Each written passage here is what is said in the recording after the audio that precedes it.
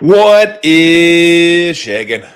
I told you earlier, 2 o'clock. That wasn't true. Closer to 2:30. I also told you Jim Petersen was going to be joining me, and that's not sure. So hopefully at some point, maybe while I'm on, Jim will pop on in and we'll break down the Wolves and the Timberwolves as we get ready for the Western Conference quarters, I guess it would be. I guess it's semis now. I guess they start in the quarters. Start in the quarters, go to the semis, go to the boom. There you go. Figured it all out. Look at me. Arizona education getting it done once again. And so we're going to spend this will probably be a shorter show because I'm going to be doing a post game as well after the game. It should be a really, really fun series. I think it ended up, Wolves are a pretty sizable favorite. Last I saw it, they were minus 180 to win this series. I would have to take the Warriors there. I saw today's line is 6.5, was 7. And I think I told you yesterday, if it got to 7, that'd be Warriors. If you had to, you go Warriors. And then it went back down to 6.5. I think 7 is the number. I'm not obviously doing anything with it, but that's the number I would need. Because there is a possibility of just getting whacked in this game because travel and because Minnesota's a really good team and they're rested. But you never know. You know, the whole rest versus rust thing, what plays out. My answer is I'll tell you after the game. I don't know. Minnesota's going to be rested, but they haven't played competitive basketball in a while. And the Warriors are going to be probably a little fatigued, but they have played high-level basketball as recently as Sunday. So what wins out? Not sure. And so let's get to the matchups of the series because I think it's going to be a really good series. And I think the Warriors match up with the Wolves a lot better than the Lakers matched up with the Wolves. So let's start with size. Warriors don't have a whole lot of that either. Warriors didn't have a whole lot of that. Or the Lakers didn't have a whole lot of that. Warriors don't have a whole lot of size either. Assuming it'll be Draymond, Steph, Jimmy Butler for sure. Probably Pajemski. And then could be Healed. Could be GP2. If GP2 is good to go. And he could start on Ant Edwards. That's a possibility as well. But they're gonna have to keep him off the boards. I mean, although the Warriors are a better rebounding team, I think, than the Lakers. Especially since the Lakers decided not to play Jackson Hayes. I'm not sure what happened there. I watch a lot of Laker games, and I like Jackson Hayes more than most. Don't love him, but apparently J.J. Redick didn't and just refused to play him in this series. So I'm sure he has his reasons for not doing so. But if you're not going to play him, then you're going to take a beating on the glass, and they took a beating on the glass. I mean, the last game, 27 from Gobert, 24 rebounds. And I guarantee you, I don't know how many field goals he had in that game. However many field goals he had, that's the length of shots he attempted. Like, it was like field goal, 1 foot, field goal, 1 foot, field goal, 1 foot, 1 foot field goal. I mean, that's his range, basically. Maybe 3 feet, but it's not a whole lot further than that. So that will be an issue. Boxing out, keeping guys off the glass. This is a very long team. Gobert, length. McDaniels, length. Ant Edwards, length. Walker Alexander, length. Naz Reid's not super long, but he's big. So that's going to be an issue for him. The Wolves are a little bit like the Rockets in that they're really good defensively. Where they differ from the Rockets is not quite as physical, and they're a lot more skilled. This team has a lot more skill offensively. I mean, we've seen what Naz Reid can do. That guy can flat shoot. We know Ant Edwards is – no.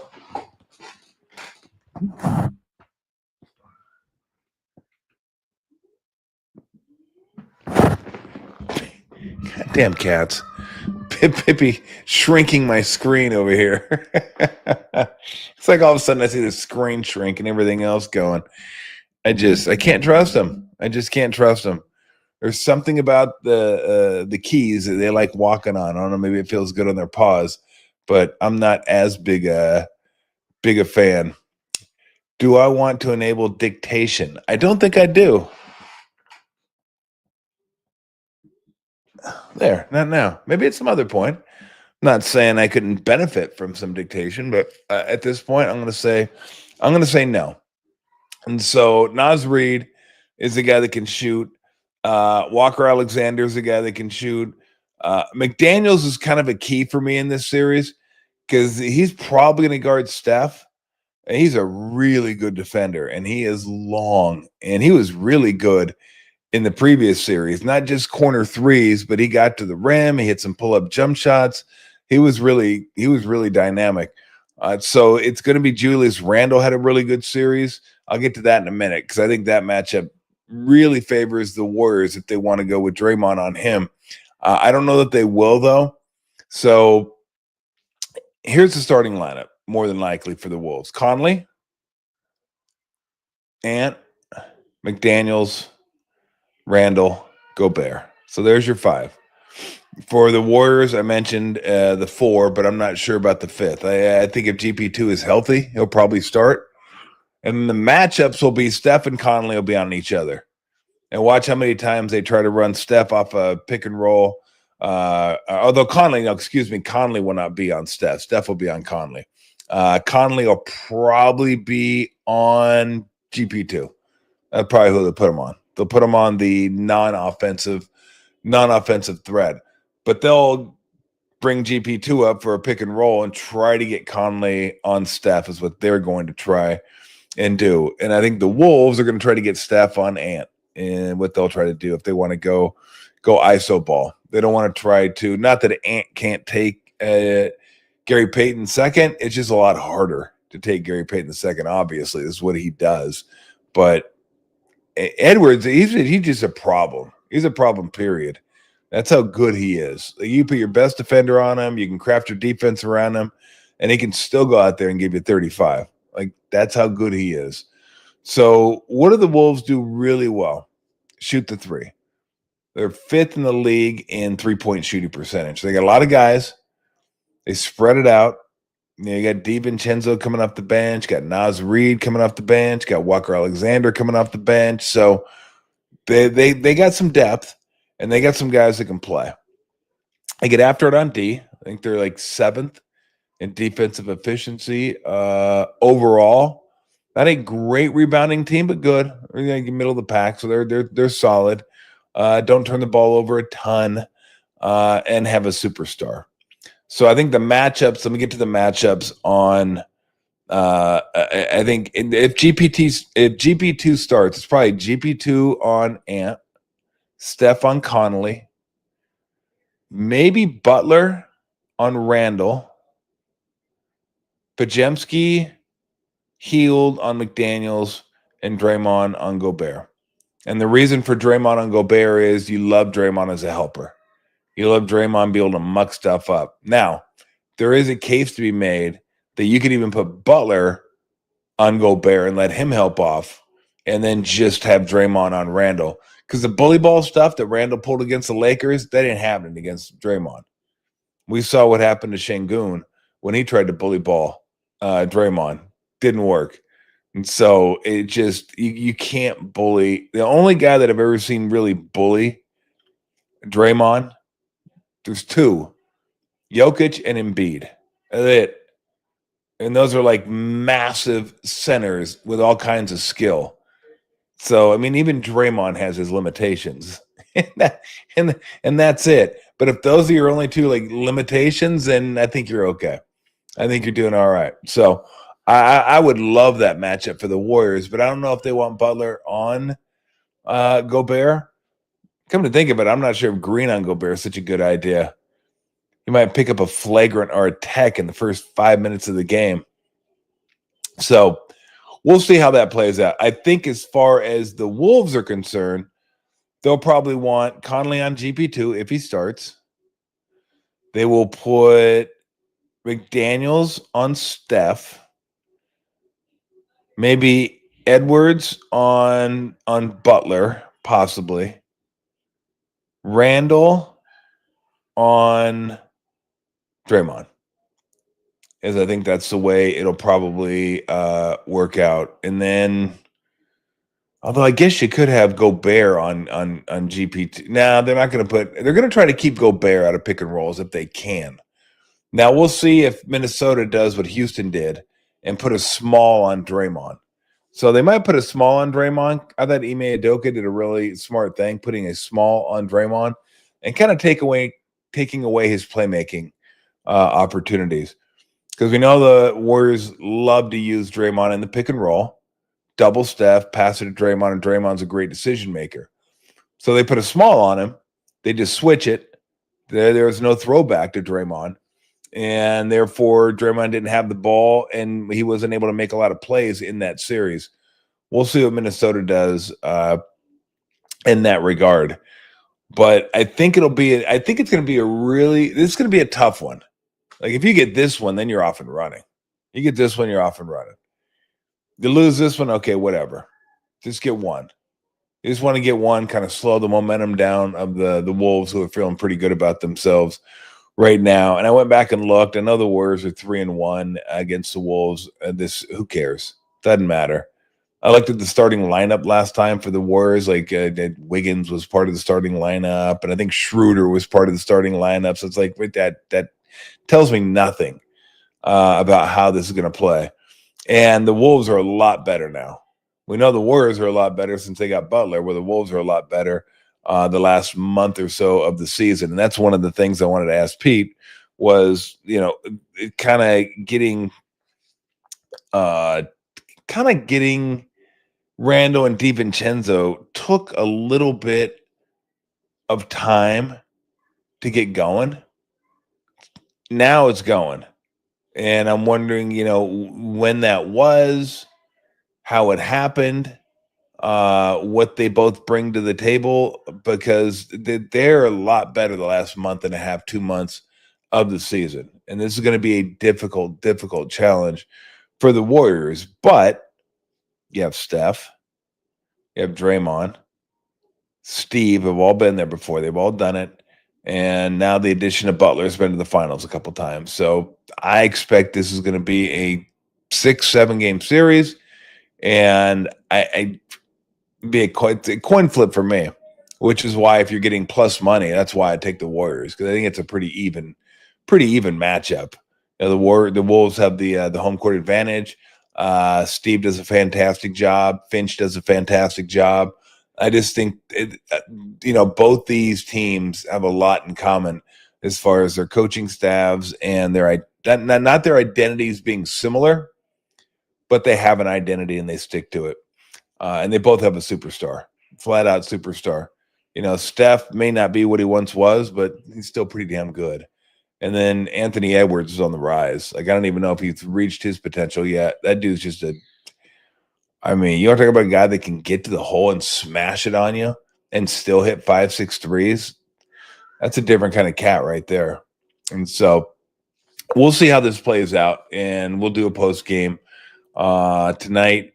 The one I would say this. So the one matchup I feel great about is if Draymond's going to guard Randall. I think he can neutralize Randall on the interior. Randall can shoot the three, and he has a little bit of a mid-range game, and he may get some points there. But as far as that bully ball stuff and drawing all those fouls and getting to the free throw line and scoring, because he's just manhandling people, that will not happen against Draymond. The one that worries me the most is who's going to guard McDaniels, and can McDaniels get to the rim? Can he slash? Can he get on the offensive glass? Because if he's engaged offensively and he's doing his thing, then you have big problems. Because then you have, Ant's going to do his stuff. And then, Randall kicks in for a little bit. And then if Naz Reid comes off the bench and hits you for 4 threes, you never know with that guy. I always expect against the Warriors, Naz Reid is going to blow up. But then I realized, well, he's just pretty damn good. It was like 3 years ago. I didn't know much about him. I think he had 40 at Chase. I was like, I knew about him. I mean, he was LSU, I think, and I knew about Nas Reed, but I was like, God dang, this guy's rolling. And then come to find out, it was pretty good. He was 6th man of the year last year. So he's an issue. And so we will we'll definitely do post game, and we'll talk about the lineups and the matchups and what happened in game one. And then, maybe possible adjustments teams can make. Usually the adjustments come in the form of lineups and who's going to be matching who. And so, all right, let's do a couple comments and then we'll get out of here. I'm going to keep it short. Jim just texted me. I didn't read the whole thing. Just said he can't do today, but he'll do it. He'll do it at some point this week. Maybe he'll do tomorrow, or maybe even Friday. I don't know. We'll figure it out, though. We'll get his take on the Wolves and the series and all that kind of stuff. So, all right, why don't you pop up a couple comments if you want to find some good comments. Reed or Jaren Jackson Jr.? But who do I like better? Jaren Jackson Jr. I mean, Jaren Jackson Jr. is a better player. He's a more complete player. He's a much better defensive player. Nas Reed, I won't even go as far to say he's a better offensive player. He's a better shooter, but I'll take Jaren Jackson Jr. all day. No, absolutely. Over under 15 chokeholds on Gobert from Draymond, or 1.5. I'm going to have to go way under on that one. If it goes over, then the Warriors have deep issues. They got big issues of Draymond. He ain't going to choke him twice. If he chokes him once, that'll be it. So I'll go under on that one, because if it happens once, that's the last time you'll see him in this series, I would assume. So let's go under on the sleeper holds. Post-game beer for me tonight? Don't know. Don't even know if it's going to be a post-game beer. Not sure. I'm getting there, but I'm not quite 100%. So it could be post-game water, could be post-game lemonade, could be post-game beer. Possible. I certainly wouldn't put it past me for a little post-game beer, but I don't know. Maybe like a pale ale tonight. We'll keep it late tonight. Hopefully, it can limit the turnovers. Yeah, that was a huge key in last game. 7 turnovers they had last game. When the Warriors have under double-digit turnovers, they're really hard to beat. Not as hard as they used to be. They used to be impossible to beat when they didn't turn the ball over. Now it just becomes tougher to beat them. And I don't know what their win percentage is, but when they can keep the turnovers in single digits, which is great for any team, by the way, they're extremely difficult to beat. Do I like the Cavs to bounce back? Yeah, you know what? I still think OKC wins the series. I still think the Celtics win the series. Cavs, I'm a little worried about, because not only do you have Garland out, questionable. DeAndre Hunter dislocated his thumb, took a tumble last night, questionable. Evan Mobley stepped on Turner's ankle last night. That should have been a foul. I mean, I know we do it at the 3-point line more than we do it in the paint, but come on. That foot was right in Mobley's landing spot, and Mobley came down on his foot, and I was like, oh, come on. If we're going to protect the players out beyond the 3-point line, we got to protect them in the paint too, don't we? Those are 3 main guys. Those are 3 of your top 7. So I don't know. And I told you guys, Indiana's good. That's a good basketball team. So I'm not sure I feel as confident about them as I do about the other 2. And so I would look, OKC, I thought screwed up last night. I thought OKC started fouling way too early. And the reason you don't foul that early is now you got to be perfect going forward. You got to inbound the ball every time. You got to make your free throws. You can't turn it over. And I thought they made a mistake fouling Jokic with 13 seconds left. If he hits a 3, so what? I mean, the game's tied. Now you get the ball with 10 seconds left. Score and you win. That's simple. And you're the better team anyway. You shouldn't be afraid of overtime. Secondly, when Shai Gilgeous-Alexander got that dunk to put him up 3, they inbound the ball to Gordon, and they foul him right away, 85 feet away from the bucket. Why not let him dribble it up? Dribble it up, kill 4 seconds, 5 seconds, and then foul him if you want to. I just thought, yeah, and I like Dagnall a lot, but I didn't love that strategy at all. And so, and then the Celtics have one of those games per series where they just can't shoot a lick from three. And I love when people say, in fact, I think my guy Ogden even said this: if you're not making threes, you got to drive it to the hole. Here's my counter to that: you never know when you're going to start making threes. You never know when it's going to start. They always think the faucet's one shot away from coming on, so that's the way they're going to play. Problem was they weren't great threes, right? That's where you have the issue. Not that they're threes, but they're not great threes. They're just like lazy threes. And they led the league in threes this year. Led the league in 3-point attempts. I want to say they shot it like 43 times a game. 60 is much. 60 is a little much, but they could go 23 for 60 next game, and you'll be like, oh man, they were awesome. Well, no, they hit their threes. Problem is, most teams can't keep them to that poor shooting performance 4 times in a series. And Porzingis was out last night. He was sick. I think he played 12 minutes. So I fully expect them to come back and win that series. Do I see Moody's offense turning around the series? I don't know. Against the Rockets, game 5 and 6, he was trending the right way, and then game 7 got him. He just some of those guys look nervous in game 7. And I don't know what game 7s feel like. I know what playoffs feel like, but game 7's got to be a whole different animal. And if you haven't been there before and you're on the road, every shot probably just seems like, oh man, should I even be shooting this? Maybe just give the ball to Steph, let him do it. Okay, I'm open. I got to shoot it. Because there's a saying in basketball: a shot created must be taken. Meaning, if somebody creates a shot and pitches it to me and I'm open, I got to shoot it. Why do you got to shoot it? Because if you don't, the defense resets and you just lost 8 seconds and you've gained absolutely nothing. So some of those shots were good shots. Some of them weren't great shots. But I don't know. I'd be lying if I told you no or yes on Moody. I don't know.